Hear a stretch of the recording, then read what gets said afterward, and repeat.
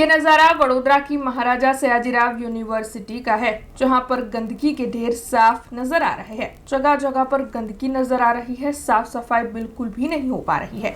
तब छात्रों के स्वास्थ्य के साथ यहां पर खिलवाड़ हो रहा है। विभिन्न फैकल्टियों का ये एक जैसा ही नजारा है। तब साफ सफाई के मुद्दे NSUI छात्र संगठन की ओर से आर्ट्स फैकल्टी के डिपार्टमेंट ऑफ आर्कियोलॉजी विभाग में आवेदन पत्र दिया गया है। साफ सफाई के मुद्दे को उठाते हुए और गंदगी की लापरवाह तस्वीरों को दिखाते हुए NSUI छात्र संगठन की ओर से इस मामले में धमकी भी दी गई है कि अगर जल्द से जल्द गंदगी का ये मुद्दा महाराजा सयाजीराव यूनिवर्सिटी में नहीं सुलझा तो फिर उनकी ओर से उग्र तौर पर आंदोलन किया जाएगा। महाराजा सयाजीराव यूनिवर्सिटीની આર્ટ્સ ફેકલ્ટી એટલે વિશ્વવિખ્યાત ફેકલ્ટી અને આ ફેકલ્ટીમાં વિદ્યાર્થીઓ વિદેશથી પણ આવતા હોય છે ને ગુજરાતની બહારથી પણ આવતા હોય છે અને યુનિવર્સિટીનું ગૌરવ એટલે આર્ટ્સ ફેકલ્ટી કહેવાય। જ્યારે તમે અહીંયાના વોશરૂમ અહીંયાના ક્લાસરૂમની વાત કરશો તો ક્યાંક ને ક્યાંક તમને પણ શરમ આવી જશે। યુનિવર્સિટીના સત્તાધીશો લાખો રૂપિયાના ટેન્ડરો બહાર પાડીને સાફ સફાઈના મુદ્દાઓની વાત હોય, સિક્યોરિટીના મુદ્દાઓની વાત હોય, તે બહાર પાડતા હોય છે ટેન્ડરો, પણ જ્યારે વિદ્યાર્થીઓના સ્વાસ્થ્યની, વિદ્યાર્થીઓના સાફ સફાઈની, વિદ્યાર્થીઓના ભણતરની, આર્ટ્સ ફેકલ્ટીની વાત આવે તો એ ક્યાંક ને ક્યાંક પીછેહટ થતી હોય છે। અત્યારે તમે આર્ટ્સ ફેકલ્ટીના તમે જોશો કે વોશરૂમ હોય, ક્લાસરૂમ હોય તો તમે ત્યાં ઊભા નથી રહી શકતા। યુનિવર્સિટીના સત્તાધીશો પોતાના વોશરૂમ, પોતાના જે ઓફિસો હોય છે તે એકદમ સાફ સફાઈથી રાખે છે।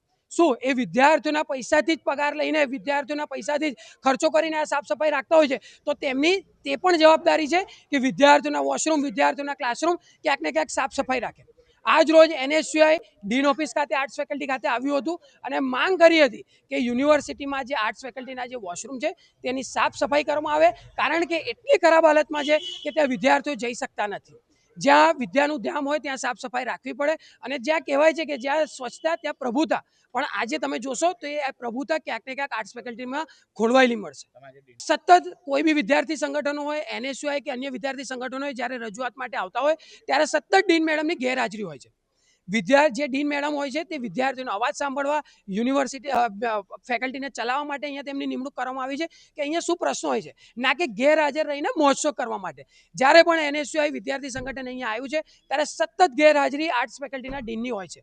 આજે તેમની ગેરહાજરીમાં અન્ય ફેકલ્ટીને આજે આવેદનપત્ર આપ્યું છે અને માંગ કરી છે કે વહેલી તકે યુનિવર્સિટીના સાફ સફાઈ કરવામાં આવે, વોશરૂમની સાફ સફાઈ કરવામાં આવે અને વિદ્યાર્થીઓના ભવિષ્ય સાથે છેડા કરવામાં ના આવે।